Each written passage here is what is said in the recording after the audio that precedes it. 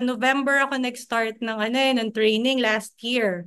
So I just got certified the other day lang. So talagang yung 10 months na yon talagang masasabi ko na hard work talaga yon. Talagang ang daming naging um, back and forth kasi may mga revisions din lalo na sa mga yung mga charts like yung mga histogram, mga ganyan. So talagang dapat alam nyo or naiintindihan nyo kung paano nag-work yung mga graphs or charts dun sa Six Sigma tool sa Minitab. Tapos, yun, syempre, with the help of Chrissy and Rex, super ang laki din talaga nung nabigay nilang guidance and help along the way. Talagang, ang dami ko rin naintindihan na no after training, parang hindi pa pala yun. Nung ginagawa ko na, mas madami pa. Kumbaga, alam mo yun, kumbaga, mas marami ka pang maiintindihan and matututunan pag talagang nai-experience at ginagawa mo na yung